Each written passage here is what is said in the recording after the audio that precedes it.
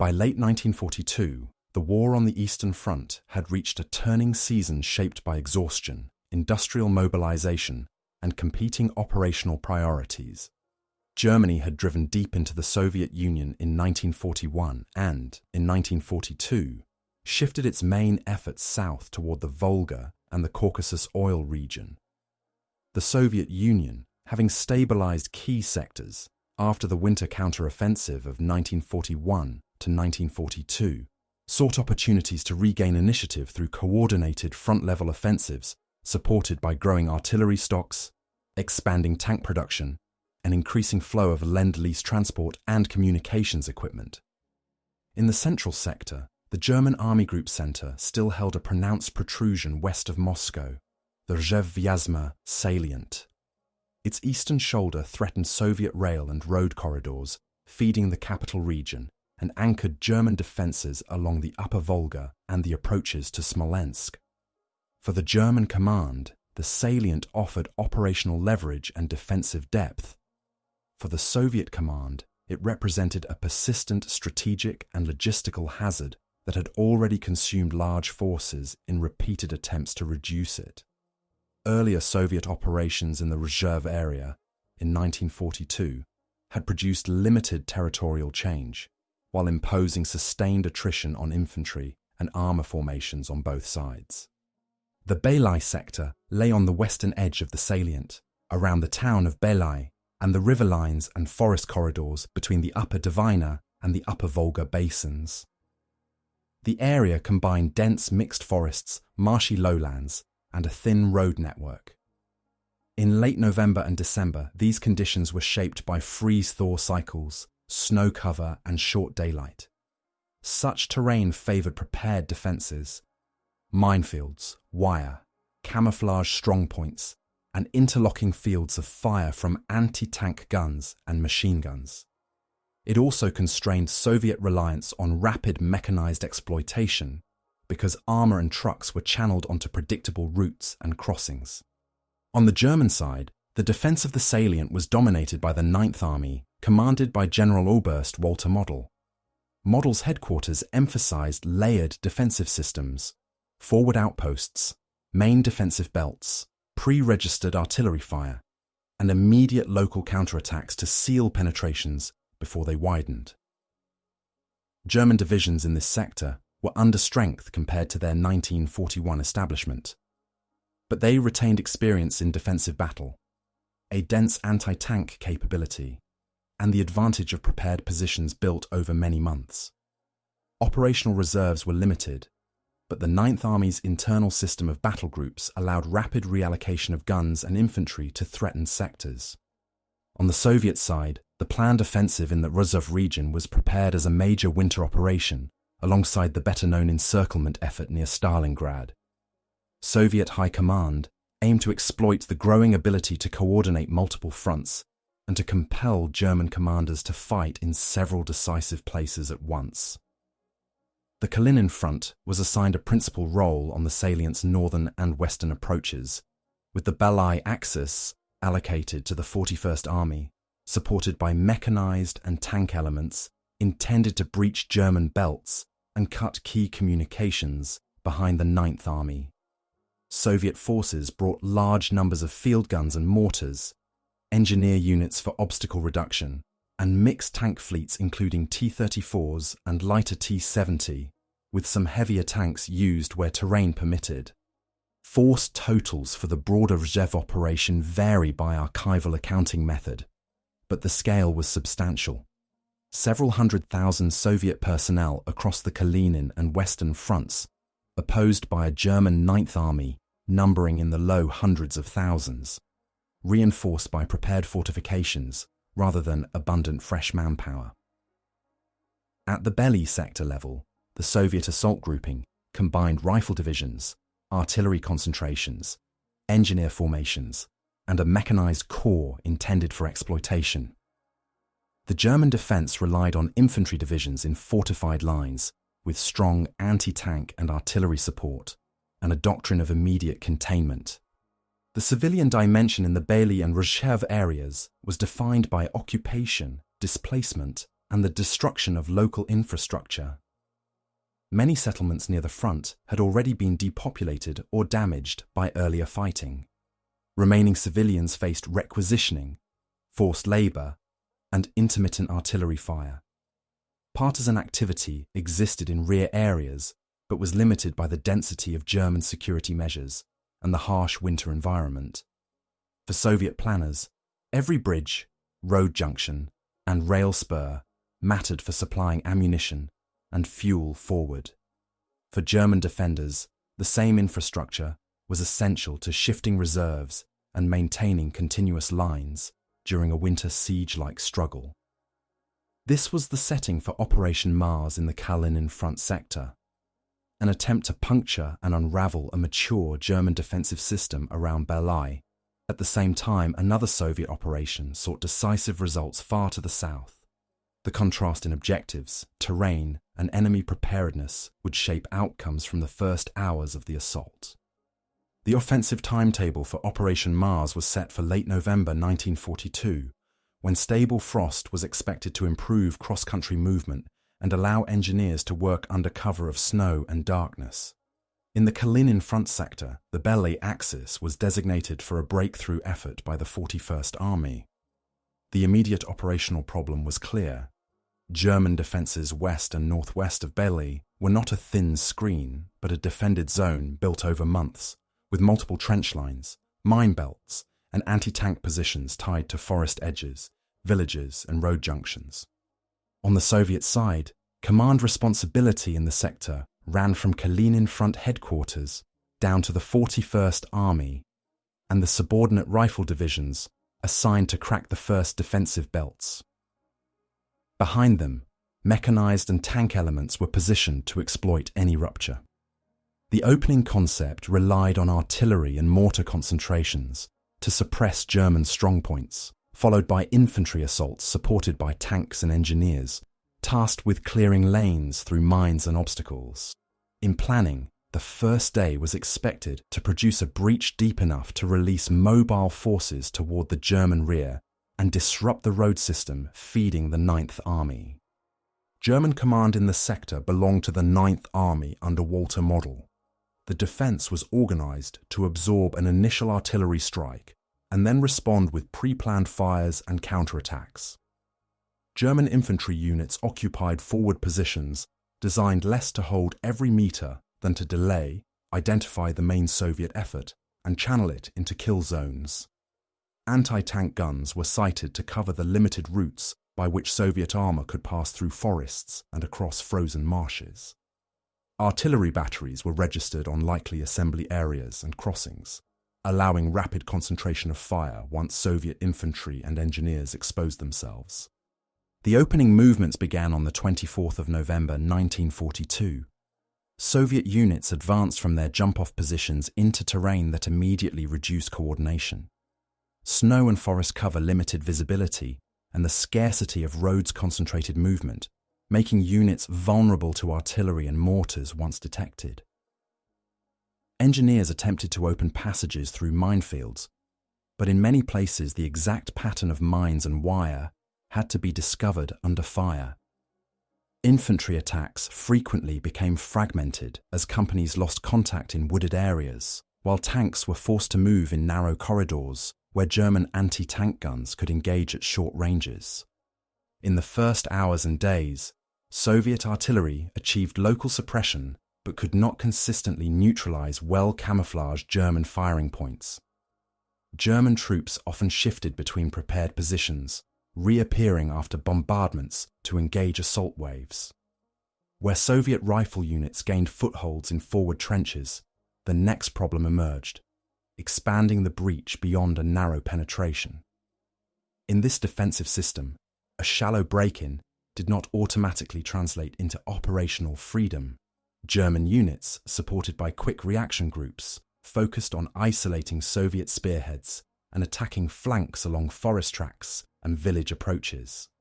The commitment of Soviet mobile elements depended on the creation of usable corridors. In the Belyi sector, this proved difficult. Tanks and mechanized infantry could not deploy widely. They entered the battle on routes predictable to the defenders. German artillery and anti-tank guns concentrated on these corridors, while infantry counterattacks sought to cut behind Soviet forward elements before the breach widened. The result in the opening phase was a repeated pattern. Soviet infantry and engineers forced entry into parts of the First Belt, then faced immediate pressure that slowed lane expansion and delayed the passage of larger formations. Weather and supply conditions affected both sides from the start.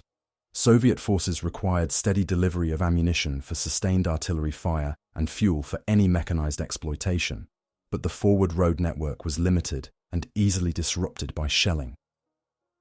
German defenders faced their own shortages and winter strain, but their prepared positions reduced exposure and allowed more efficient use of firepower. Evacuation of wounded and retrieval of damaged vehicles became a major factor on both sides, with medical stations and collection points operating close to the front, due to the difficulty of movement in forests and snow. Civilian presence during the opening phase was sparse but significant, where villages lay near the defensive belts. Buildings were used as strongpoints, shelters and command posts, and artillery fire rapidly destroyed remaining structures. Civilians still in the area were exposed to sudden shifts in control of small settlements and to requisitioning by whichever side held the ground at a given moment. Most movement of civilians occurred under extreme constraints, often at night, along the same limited tracks used for military supply. By the end of the initial days, the Belyi sector had not produced a clear operational rupture. Instead, it had become a battle of contested corridors. Soviet forces seeking to widen penetrations enough to release mobile formations, and German defenders seeking to contain and localize every break-in. This opening reality set the terms for the next stage, where decisions about reinforcement, direction of attack, and the timing of mechanized commitment would determine whether the offensive could move beyond costly incremental advances. Stavka's winter planning for 1942 to 1943 aimed to apply pressure across multiple sectors, with two major offensives scheduled nearly simultaneously. The encirclement operation at Stalingrad, Uranus, launched November 19, 1942, and the offensive against the Belyi Salient, Mars, 1942, launched 25 November 1942. The strategic logic was dual. One objective was territorial: reduce the WWII salient and disrupt Army Group Center's position in front of Moscow. Another objective was operational economy: force the German command to commit reserves in the center, limiting its ability to reinforce the south as the Stalingrad encirclement unfolded. Mars was placed under the overall coordination of senior Soviet commanders, with Kalinin Front and Western Front attacking from multiple directions against the German Ninth Army's defensive system. In the Belyi sector, the Kalinin Front's plan assigned the breakthrough role to the 41st Army. Its attack was designed to cut the road network on the western shoulder of the salient and create the conditions for an encirclement on the operational map. Mobile forces were to pass through gaps made by rifle divisions and engineers, then disrupt rear communications while neighbouring Soviet armies widened the breach. The Belyi axis was selected because it offered a direct route along the Belyi-Dukovshchina road corridor, and because Soviet planners expected the forested flank to be less densely fortified than the more direct approaches toward Rzhev and Sychevka. The plan assumed that artillery preparation and engineer work could open lanes through minefields quickly enough for mechanized formations to enter the fight early before German reserves could concentrate. Soviet force design in the sector reflected this concept. 41st Army was grouped as a combined arms assault force considered large enough to sustain repeated attacks. About 90,000 personnel and over 300 tanks were committed to the 41st Army grouping for the opening effort. A key exploitation component was 1st Mechanized Corps, reported at about 15,200 personnel and 224 tanks, intended to move in brigade columns through cleared corridors and then operate against road junctions behind Belyi. The infantry element included rifle formations tasked with the initial breach, including the 6th Stalin Volunteer Rifle Corps in the first wave along the main road axis. The command and control plan relied on tight sequencing. Infantry and engineers would breach the forward belt. Artillery would shift fires deeper to suppress anti-tank positions. Then mechanized brigades would move through before German defensive reserves could seal the opening. This required reliable communications over forested terrain and a forward supply flow of artillery ammunition, fuel, bridging materials, and medical evacuation routes. In practice, the plan was vulnerable to two recurring constraints in the Zhukov region: limited roads and limited observation.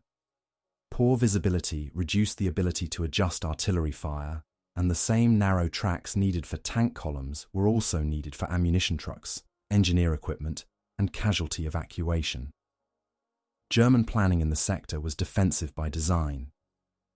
The German Ninth Army under Walter Model had spent months building a layered defense in the salient and had developed procedures for containing breakthroughs through immediate counterattacks and rapid concentration of anti-tank guns on predictable approaches.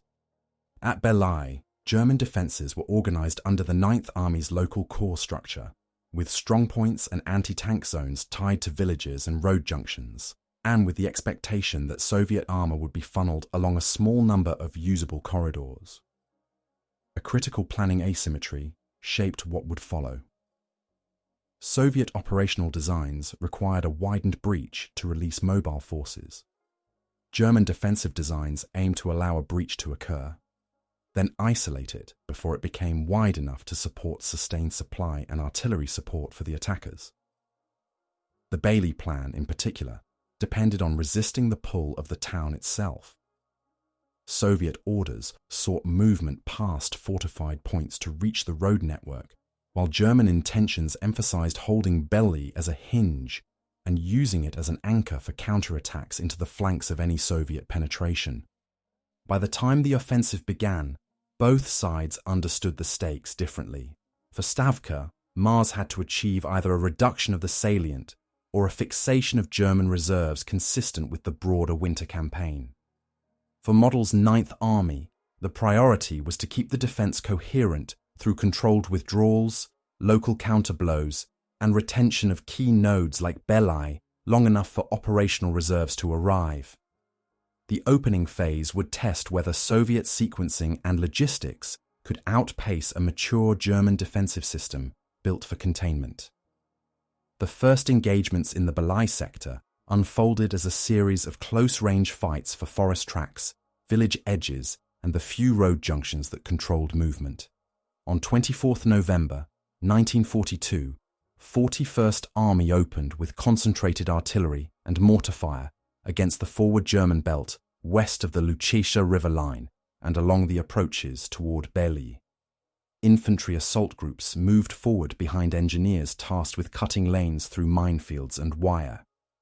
Tanks, primarily T-34s supported by lighter T-70, were committed where the ground and forest gaps allowed movement.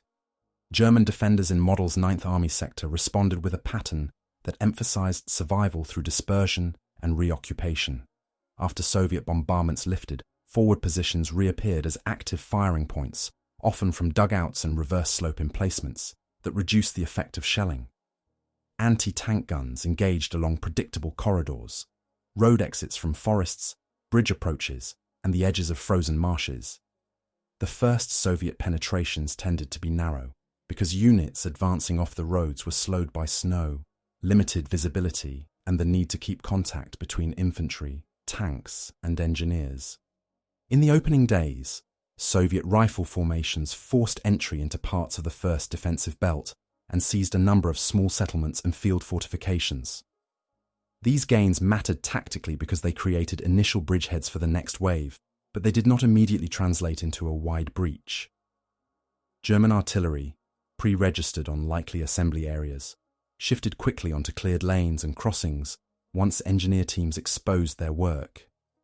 In several places, minefields were only partially cleared.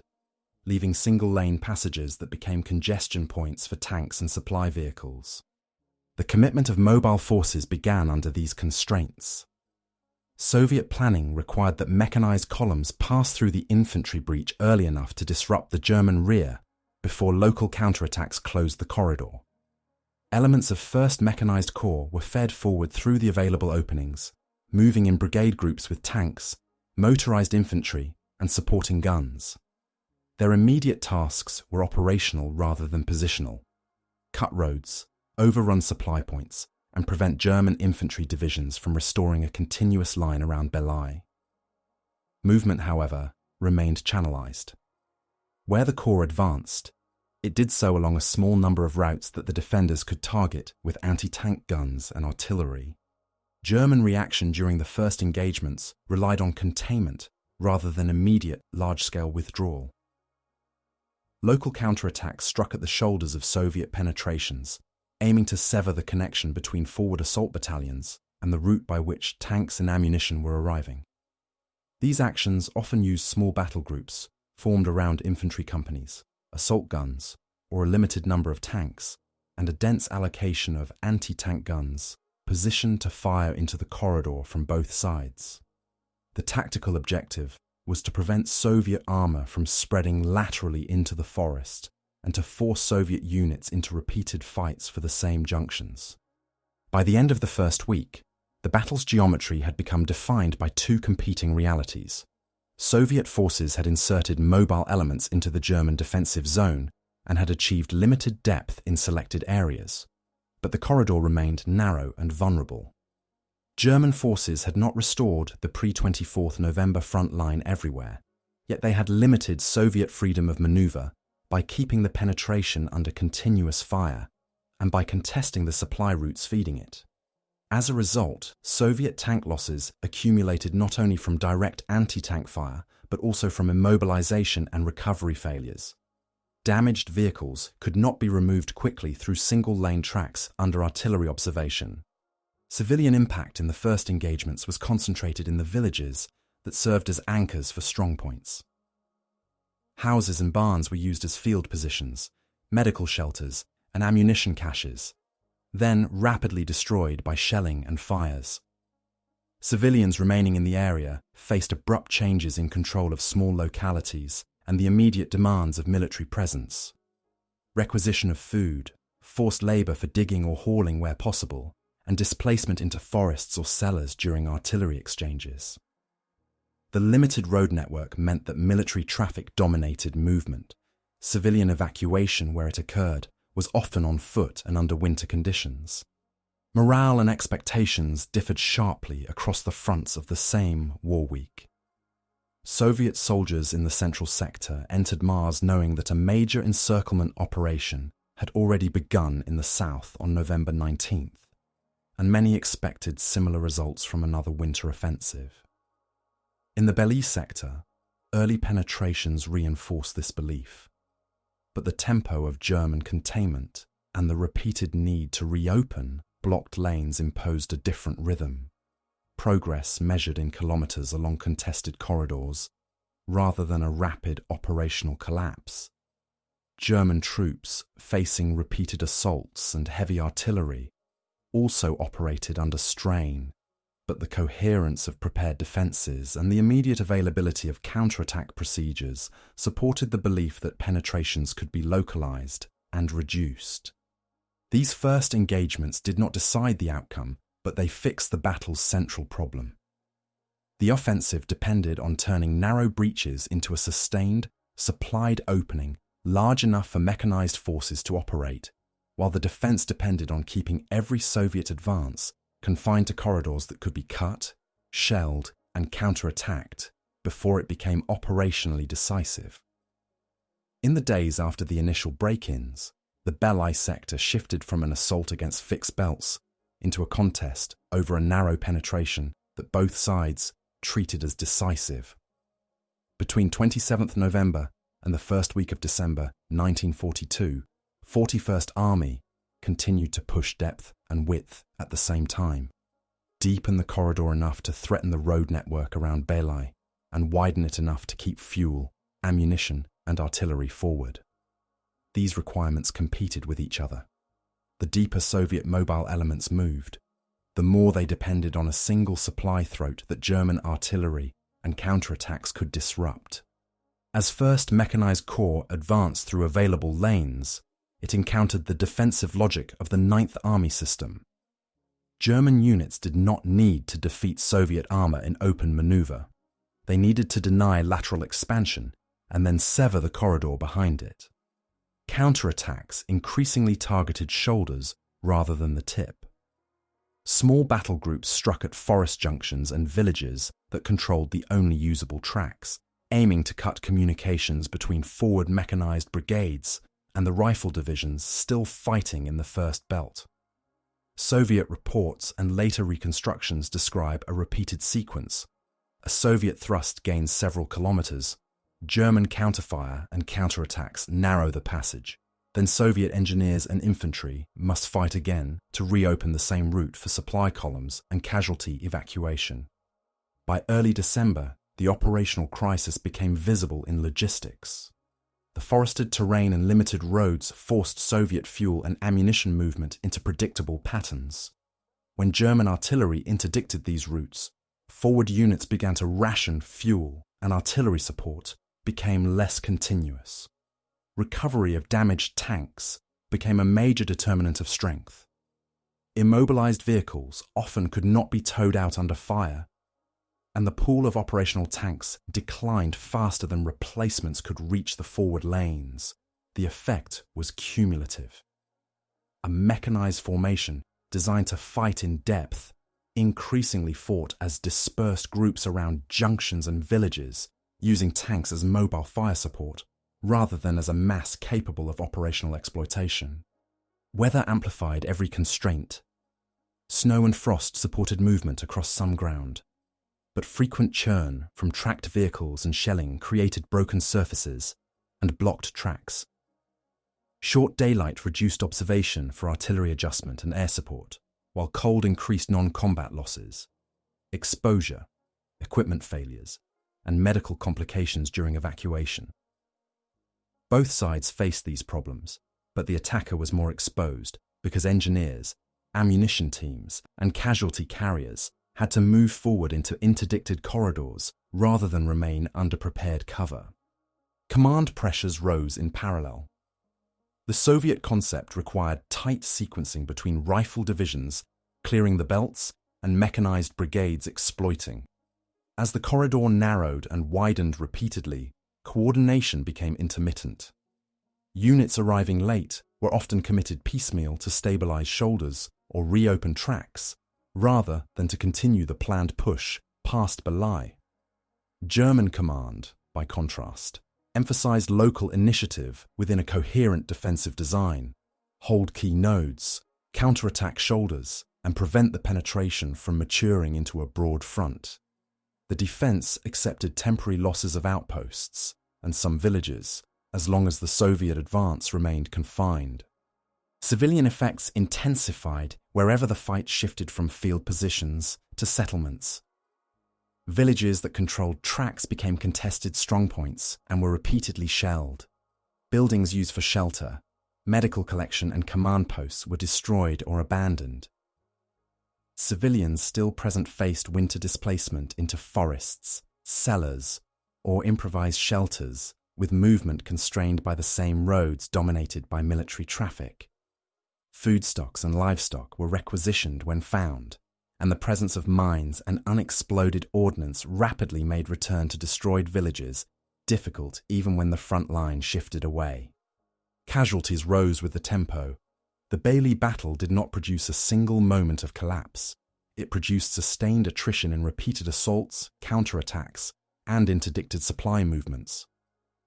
Over the course of the Belyi sector fighting from late November into mid-December, Soviet losses accumulated toward the scale later summarized as about 40,000 casualties for the sector, including killed, wounded, and missing, while German losses were lower but still significant, numbering in the thousands and driven by constant close-range fighting and artillery fire.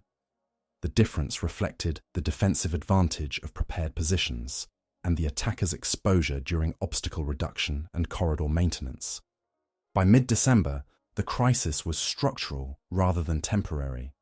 Soviet forward elements had demonstrated the ability to penetrate and threaten German rear routes, but they could not transform that penetration into a stable, wide breach that could be supplied under fire.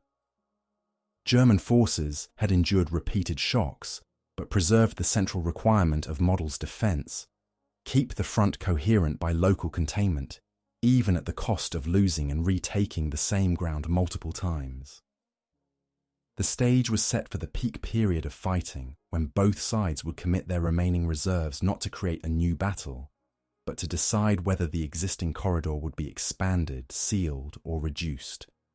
The most intense phase in the Belyi sector developed in early to mid-December 1942, when both commands concentrated less on new directions and more on the same operational question: whether the Soviet penetration could be converted into a stable breach, or whether it would be isolated and reduced. By this point, 41st Army and the mobile elements already committed were fighting on two fronts at once. They continued attempts to push west and southwest beyond the initial defensive belts, while also conducting repeated local attacks to keep the supply corridor open against German counterblows. For the Soviet side, the peak was defined by repeated efforts to widen the shoulders of the penetration. Rifle units were ordered to take adjacent villages and forest junctions that controlled lateral routes, because a corridor that was only a few hundred meters wide could not sustain fuel and ammunition movement in winter conditions under artillery fire. Engineer detachments worked continuously to clear mines, repair tracks, and build crossings, often under direct fire. Artillery was tasked with two competing missions: suppress German strongpoints ahead of the advance and protect the corridor itself from counterattacks. In practice, fires were frequently diverted to emergency tasks when German battle groups struck at the corridor's flanks. For the German side, the peak of the campaign reflected Model's method of containment and reduction. German infantry and anti-tank assets focused on predictable choke points: exits from wooded areas, road cuts, bridge approaches, and the few firm routes that heavy vehicles could use. German artillery emphasized interdiction rather than area bombardment, striking the corridor at times when Soviet supply columns were forced into traffic jams by snow, damaged vehicles, or partial mine clearance. Local counterattacks were organized to cut the corridor behind forward Soviet elements, forcing the attacker to fight for its own rear while still attempting to maintain forward pressure. As fighting intensified, the penetration increasingly resembled a series of separate pockets linked by contested tracks rather than a continuous front. Soviet tank and mechanized units, originally intended to operate in depth against rear communications, were drawn into close-range engagements for villages and road junctions, where tanks acted as mobile fire support and anti-tank screens rather than as a mass for maneuver. German anti-tank guns and infantry tactics sought short engagement ranges in forest corridors where vehicle silhouettes were exposed and maneuver space was limited. The result was a rising rate of disabled vehicles and a growing recovery problem. Tanks that could not be extracted became immobile strongpoints or were abandoned, and the effective armoured strength declined even when some vehicles remained repairable in theory. Weather and daylight constraints limited the ability of both sides to use aviation and long-range observation consistently. Air support occurred when conditions allowed, but the decisive factor remained artillery and infantry action at short distances. Medical evacuation became a defining feature of this phase. Wounded had to be moved along the same narrow tracks used for ammunition and fuel, often under shelling. On both sides, forward aid points operated under pressure, and winter exposure increased the burden of transport delays. High command decisions in this period tended to reinforce commitment rather than change direction. Soviet leadership maintained pressure in the Azov salient even as the Stalingrad encirclement, begun on November 19th, absorbed strategic attention and resources. In the center, the priority remained to keep German forces fixed and if possible, achieve a breakthrough that would unravel the Ninth Army system. In the Belyi sector, this translated into repeated local offensives with limited pauses, because any operational pause allowed the defence to rebuild obstacles and reposition guns. For the German command, the priority was to prevent a widening of the penetration and to avoid a loss of key nodes around WWII that could force a larger withdrawal. The defence accepted high operational tempo at the tactical level, with rapid counterattacks and continual repositioning of anti-tank assets. Civilian suffering during the peak phase was concentrated in the same villages that served as anchors for the corridor fight. Settlements changed hands or were contested repeatedly, and remaining structures were reduced by shelling and fires. Civilians still face displacement under winter conditions and the hazards of mines, unexploded ordnance, and sudden small unit fighting in and around homes and farm buildings. Even where civilians were no longer present, the destruction of wells, barns, and stored food increased long-term hardship for any later return. By mid-December, the peak had produced a clearer pattern of outcomes than of territorial change. Soviet forces could continue to fight forward and could temporarily reopen routes after German counterattacks, but they could not establish a wide, secure breach with reliable supply capacity. German forces could not instantly erase every Soviet foothold, but they consistently prevented the penetration from becoming an operational rupture. The campaign's maximum intensity thus revealed its central limit. The battle was being decided less by a single breakthrough attempt than by whether the corridor could survive repeated, organized containment long enough for the Soviet plan to shift from penetration to exploitation. As the fight settled into repeated attacks on the same corridors, both sides adjusted methods to the constraints of forest, snow, and a defense built around junctions. The most important adaptations were not new weapons, but changes in how units were grouped, how fires were directed, and how commanders managed short-lived openings before they closed again. Soviet forces in the Belyi sector increasingly relied on smaller assault group tactics. Instead of advancing in broad lines that were difficult to control in wooded terrain, rifle units formed combined teams built around submachine gunners, light machine guns, sappers, and a few tanks moving as close support. Engineers became central combat troops rather than a rear function. They cut passages through mines, marked lanes, cleared wire under fire, and improvised crossings over ditches and small streams. Where mine clearance could not keep pace, Soviet infantry sometimes shifted to night movement and short-range infiltration to reach the next tree line or village edge before daylight artillery observation improved.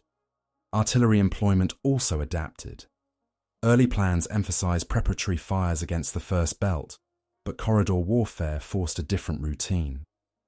Rapid concentrations to break up counterattacks on the shoulders, smoke missions to cover engineer work, and box fires to isolate a village strongpoint before a sapper-led entry. Mortars became decisive in forest fighting because they could respond quickly to small unit contacts and hit reverse slope positions that direct fire could not see. The limiting factor was supply. Each adaptation required ammunition delivered along the same threatened tracks. When a single road segment was interdicted, artillery could be forced into rationing, reducing the ability to suppress anti-tank guns that dominated the routes. Armoured units adapted by dispersal and role change. Mechanized brigades intended for deep operations were increasingly used in fixed support roles, a few tanks covering a lane, a few more stationed near a junction to counter a local German thrust. This reduced the ability to concentrate armour for a single decisive push, but it increased survivability when movement space was limited and anti-tank guns were positioned to fire down corridors. Tank crews also improvised, using snowbanks and tree lines for partial cover, coordinating with infantry for close protection against anti-tank teams, and turning damaged vehicles into stationary firing points when recovery was not possible. German defence adapted in parallel, but with different priorities. The core method remained containment. Accept that the attacker could enter parts of the zone, then prevent widening. German units organized small battle groups to strike shoulders, often combining infantry. Anti-tank guns moved forward by hand or with limited vehicles, and a few assault guns or tanks where the terrain allowed. Defensive fire plans were adjusted to the corridor's changing shape. Artillery and mortars focused on intersections, bridges, and cleared lanes, rather than on continuous trench lines, aiming to create stoppages that would be exploited by counterattacks. Anti-tank tactics became a specialized contest. German gunners shifted positions frequently to avoid being neutralized by Soviet artillery, then reappeared at short engagement ranges along forest edges and road exits. Soviet gunners and tank crews responded by pushing anti-tank guns forward into the penetration and by using tanks to suppress suspected gun lines while engineers cleared the next segment. Both sides also relied on mines as an active tool, not only as static belts. Mines were laid to close newly opened tracks, protect flanks, and force vehicles into known kill zones. Communications and reconnaissance shaped adaptation as much as firepower. In forests, wire lines were cut repeatedly by shelling and movement, while radios could be unreliable at low level or compromised by congestion and limited sets. This encouraged decentralized decision-making. Platoon and company leaders often acted on immediate observation rather than waiting for detailed orders. German defenders benefited from fighting within a prepared system with known reference points.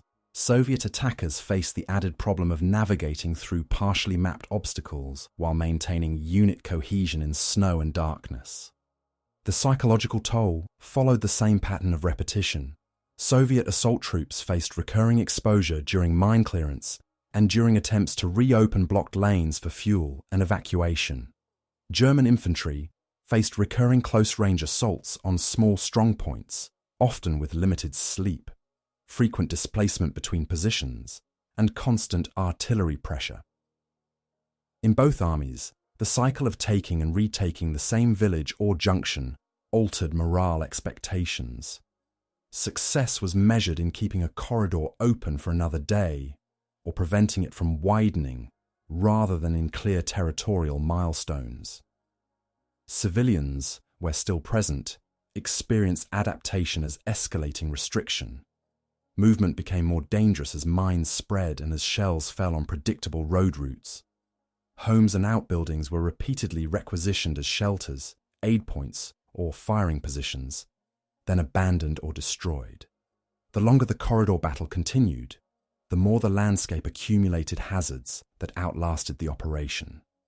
Unexploded rounds, booby-trapped positions, and destroyed wells and food stores, reducing the prospects for immediate recovery even if front lines shifted. By this stage, the Belyi sector had become a contest of learning under pressure. The Soviet side refined assault methods to keep the penetration viable despite limited roads and high engineer demands. The German side refined containment methods to ensure that every Soviet adaptation produced local gains rather than an operational rupture. These adaptations did not end the fighting, but they defined how the next critical decision point would be reached, whether the corridor could be sustained long enough to force a wider German withdrawal, or whether sustained containment would reduce it into isolated pockets that could be cut off. The decisive shift in the Belyi sector came when the battle stopped being about widening a breach and became, in practice, a fight over whether the existing penetration could remain connected to the Soviet rear. In the first half of December 1942, German counterattacks increasingly concentrated on the narrow supply throat linking forward mechanized elements to the rifle divisions and artillery behind them. The operational aim was to convert a penetration into an isolated pocket by cutting the corridor at one or more junctions, then holding the cut points long enough for artillery and anti-tank fire to make reopening attempts prohibitively costly. This transition did not occur in a single dramatic moment, but its effects were clear over a short period. As German battle groups struck the shoulders, Soviet units inside the penetration began to experience interruptions measured not in hours, but in repeated daily crises. Fuel deliveries delayed or stopped, artillery ammunition arriving unevenly, wounded accumulating at forward points because evacuation routes were intermittently under direct fire. Tank and truck movement was increasingly restricted to night, or brief windows when lanes were temporarily reopened by engineer work and local attacks. German defensive practice in this phase emphasized control of nodes rather than continuous lines. A single village on a road bend, a bridge approach, or a forest junction could determine whether the corridor was usable. When German forces seized or neutralized one of these points, the Soviet penetration was immediately reduced in operational value. Forward Soviet elements could still fight and advance locally, but without consistent supply flow, their ability to maintain tempo declined. The longer the corridor remained uncertain, the more the Soviet plan inverted. Instead of exploiting outward, units were compelled to fight inward toward the corridor to keep themselves connected. On the Soviet side, this created a command dilemma. Continuing to push deeper risked further separation from supply, but halting to consolidate gave the defense time to strengthen cut points with mines, anti-tank guns, and pre-registered artillery. The most common Soviet response was to attempt both simultaneously, maintain pressure forward with available forces while launching repeated attacks to widen and secure the corridor. This increased the number of localized engagements and elevated losses among the same categories of troops most exposed throughout the operation. Engineers clearing mines under fire, infantry assault groups advancing through forest belts, and tank crews forced into narrow lanes. By the second week of December, the momentum had shifted toward the German defensive objective. The penetration increasingly resembled a set of connected pockets rather than a corridor capable of sustaining operational movement. Soviet mechanized elements that had been intended to operate against German rear routes were drawn into positional fighting around supply routes and collection points. The German defense benefited from the same terrain constraints that had shaped the opening phase. Limited roads made Soviet movement predictable, and forests reduced observation, making it difficult for the attacker to coordinate wide front actions that could overwhelm multiple nodes at once. The human consequences of this turning point were immediate. For Soviet soldiers inside the penetration, the battlefield became a compressed space with limited exits, dominated by artillery interdiction and short-range infantry fighting. Evacuation of wounded became slower, and small losses in vehicles or engineer equipment had outsized effects because replacements could not reliably reach forward positions. For German soldiers, the effort concentrated into repeated counterattacks and close defense of junctions under sustained Soviet fire, with heavy reliance on anti-tank crews and infantry holding exposed positions in winter conditions. Civilians, where still present, experienced the turning point as a tightening of danger around the same nodes that mattered militarily. Villages that controlled junctions became targets for repeated shelling and assault. Movement between settlements became more hazardous as mines expanded and as both sides used the few tracks for military traffic. The practical distinction between front line and rear blurred because artillery fire and small unit fighting extended along the corridor and around strongpoints that changed hands or were contested repeatedly. After this point, the operational question was no longer whether the Belyi thrust would unravel the western shoulder of the WWII salient. The central issue became whether Soviet forces could prevent isolation long enough to withdraw in an organized way while preserving as much equipment as possible. The German command focus remained consistent: maintain the integrity of the defensive system by denying the attacker a stable, wide breach. The campaign's turning point therefore marked a shift from offensive exploitation to containment and survival, setting the conditions for the final phase, where withdrawal and the end of active operations would be driven by attrition, logistics, and the inability to restore operational tempo under sustained interdiction. By mid-December 1942, The Belyi sector offensive had shifted from attempts at operational expansion to the practical question of how long forward elements could remain supplied and connected. The Kalinin front's Belyi thrust no longer generated a widening breach, and the German defence continued to treat the penetration as a corridor to be narrowed, cut, and reduced through local counterattacks supported by artillery interdiction.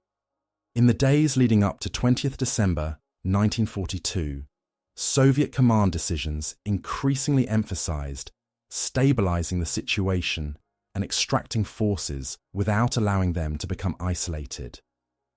This meant phasing out renewed deep thrusts and instead prioritizing controlled disengagement.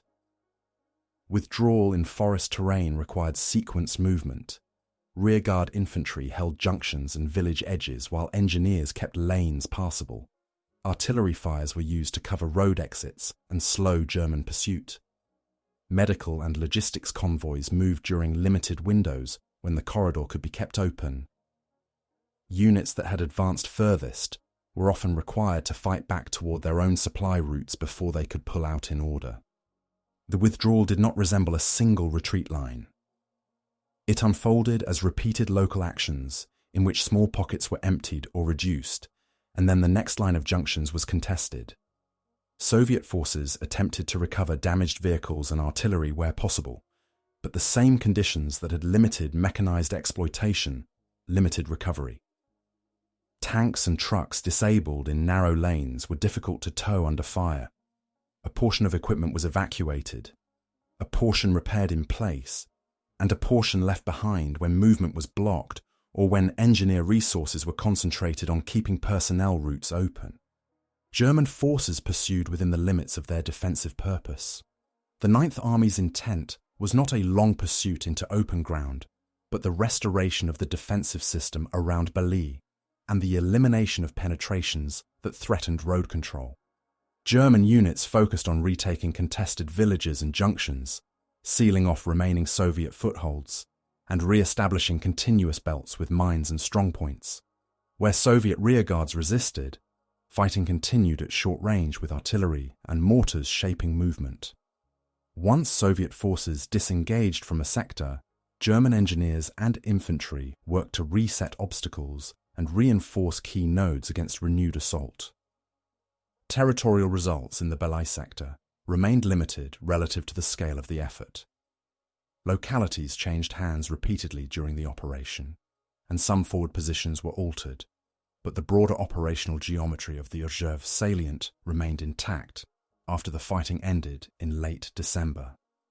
The outcome was therefore measured less in kilometers held than in losses incurred and forces fixed in place during the period when the Southern Front was producing a different result. Casualty accounting for the Belyi fighting is most often summarized as approximately 40,000 Soviet casualties in the sector during the November 24th to December 20th period, including killed, wounded, and missing, alongside lower but still substantial German losses numbering in the thousands. Material losses were also shaped by the corridor battle. Beyond vehicles destroyed by direct fire, many Soviet tanks and transport assets were rendered non-operational by immobilization, damage, and failed recovery under winter interdiction. For soldiers, the immediate aftermath was dominated by reorganization. Soviet formations required replenishment of infantry strength, replacement of engineer tools and transport, and repair or reissue of armor. German formations, though holding the defensive line, also faced attrition, winter strain, and the need to rebuild forward positions repeatedly contested over the previous weeks. Both sides adapted their local defenses and assault procedures based on what the Belyi corridor fighting had revealed about movement, mine clearance, and the decisive value of junction control in forest terrain. For civilians and the landscape, the end of combat did not bring immediate safety. Villages used as strongpoints were damaged or destroyed. Wells, barns, and stored food were lost, and the ground was left with mines, unexploded artillery, and abandoned equipment. Movement along roads and through forest tracks remained dangerous, and returning to settlements was constrained by the same hazards that had shaped combat. The short-term humanitarian condition was therefore defined by shelter loss, disrupted local food sources, and the persistence of lethal remnants of fighting. When the Belyi sector fighting closed in late December 1942, it did so while the wider war narrative was dominated by the encirclement battle at Stalingrad. In the center, the immediate result was a cessation of the offensive effort and a return to holding and rebuilding, while the German Ninth Army retained the salient structure. The next stage was not a continuation of the same attack, but a reckoning with what the operation had cost and what it had failed to change on the map. The Belyi sector of Operation Mars entered the historical record differently from most major Eastern Front operations, less through battlefield geography than through how it was remembered, summarized, or omitted. While the Stalingrad encirclement became a central wartime narrative, after November 1942, the fighting around Belyi and the western shoulder of the WWII salient remained largely framed as routine winter combat in many Soviet-era accounts. The name Operation Mars itself was not widely used in public Soviet histories, and the scale of the attempt to reduce the salient was often absorbed into broader descriptions of WWII battles without separating objectives, timetables, and outcomes. Operationally, the immediate strategic map changed little. The German Ninth Army retained the salient structure through the winter, and the Zhukov position was not eliminated by Mars. The salient was later abandoned by German forces in a planned withdrawal in early March 1943, when Army Group Center shortened its line and evacuated the Zhukov area under Operation Buffel. That later withdrawal affected how Mars was retrospectively interpreted. One view treated Mars as an unsuccessful attempt to achieve a result that was eventually obtained through different circumstances. Another emphasized that the Ninth Army's defense in late 1942 preserved the salient at a time when German forces were under severe pressure elsewhere. For Soviet command history, Mars became a case study in the limits of frontal breakthrough against a mature defensive system under winter and terrain constraints. The Belyi experience highlighted recurring technical problems, minefield density exceeding engineer lane capacity, narrow corridors unable to sustain fuel and ammunition flow for mechanized exploitation, artillery effectiveness reduced by observation limits in forests, and the tactical advantage of a defense organized around junction control, immediate counterattacks, and pre-registered interdiction fires. These were not unique to Belyi, but the sector concentrated them in a way that produced measurable outcomes: high casualty totals, declining armoured strength due to recovery failure, and repeated localised battles for the same nodes. For German operational history, the defence around Belyi reinforced the wartime reputation of the Ninth Army as a force proficient in elastic defence and containment. The operational method emphasised by model, layered belts, strong anti-tank zoning, rapid local counterattacks, and a willingness to trade outposts for time and positioning matched the sector's terrain and the limited road network.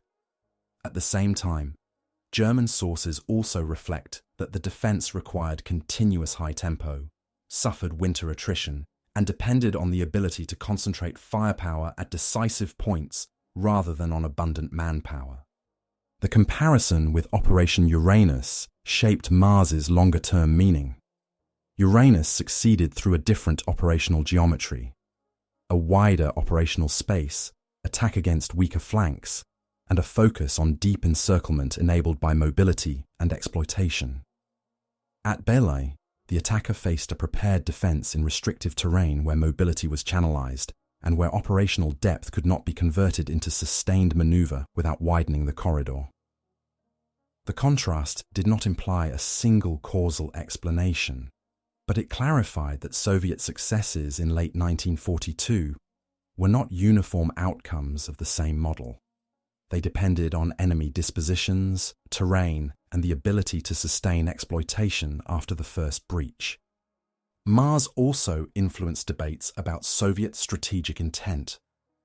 One interpretation views Mars primarily as a supporting operation meant to fix German reserves in the central sector, while the decisive encirclement unfolded at Stalingrad.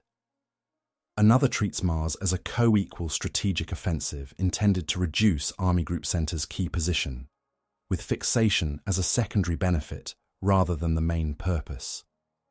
The argument often turns on the scale of forces committed, the breadth of planning across Kalinin and Western fronts, and the persistence of attacks after the first setbacks. The Belyi sector, with its commitment of a major army grouping and mechanized forces, provides evidence used by both interpretations.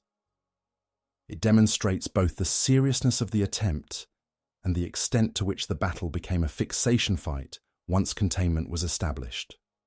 In the post-war Soviet memory culture, Zhukov's public image became associated with major victories and with a leadership style presented as effective under extreme conditions. Mars complicated that image because it linked senior coordination to an operation that did not achieve its stated territorial objectives and did so at high cost.